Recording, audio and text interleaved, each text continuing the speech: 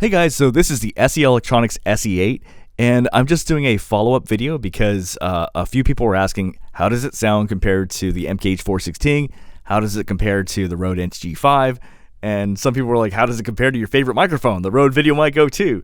And so I'm just going to include just those, but if you were curious about how it sounds compared to other microphones like the E614, the AT875R, just check out the other video. But this is just going to be a comparison of 3 microphones and to go from there. All right, so we'll go. The first comparison is going to be the Sennheiser MKH416. All right, so this is the Sennheiser MKH416. If in terms of size, like if you had to compare the two, this is the E614 and this is the SE8, and that's the MKH416 in size. So quite a size difference, although they are both actually quite very portable, I would say.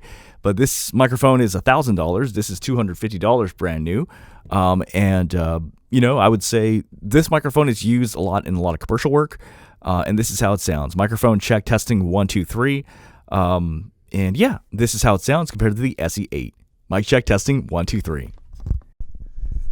All right, so we're back on the SE8, and right now what I'm going to do is compare this to the RODE NTG 5. Very different sounding microphones.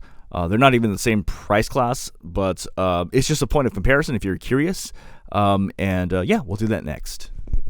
All right, so, whoa, that's loud. Okay, let me just drop down a little bit. All right, so here's audio from the RODE NTG 5, and this is how the audio sounds. Microphone check, testing 1 2 3. This is literally like 4 seconds later, so it's not like something like where it's just that they do sound quite different. Now, at least in my headphones, but believe me, this is the same spot, and literally just like a minute later, I switched to this microphone. But this is how it sounds. Microphone check, testing 1 2 3.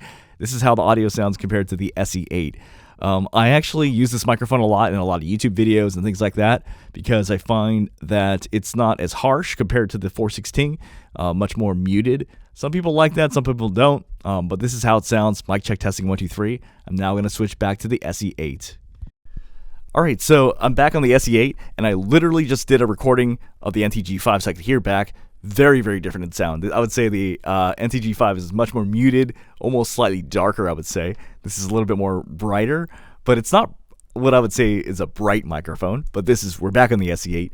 And the last test, you know, you got to put it in there. But we're going to compare this to the RODE Videomic Go 2 next. All right, so here is a $99 USB microphone. This is how the audio sounds, raw audio. I'm actually plugged into the just my computer. This is Audacity running in the background, and this is how the audio sounds. Microphone check, testing 1 2 3. Does this compare to a $250 microphone or a $1,000 microphone or a $500 microphone? No, it doesn't, right? But is this probably the best sounding USB microphone on the market? Yeah, I wouldn't get an Elgato Wave. I wouldn't get a Blue Yeti. I wouldn't get any of those. Or I wouldn't get a Fifine or Moano.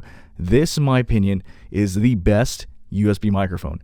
When someone is asking about a USB microphone, I'm just like, don't waste your money. Just get this here. Because this is the one, probably the only USB microphone that actually holds its own against actual real deal voice actor XLR setups. I'm just like, literally there's times where I'm like, because there's people that are just like, hey, you know, USB microphones suck. They don't sound good. I'm like, no, this sounds good. And in my opinion, this microphone was a beautiful mistake.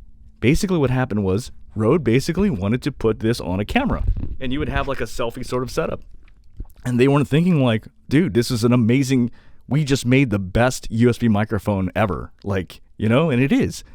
The only drawback of this microphone is that it has a very low SPL. So like if you shout really loud or anything like that, it's going to get distorted. And it's because they didn't intend for the microphone to be made that way. They didn't intend for someone to be speaking this close to it. But real talk, I'm not going to lie, this microphone does not sound good this far away. Like, does this sound good? No, it doesn't. It sounds better up here when I'm like speaking like this. But they weren't thinking that way. So their SPL was very low on this microphone. But here, you can hear how this sounds compared to the SE8. Again, not a fair comparison, but someone did ask, how does it sound compared to the two? And honestly, this microphone is dope for a USB microphone.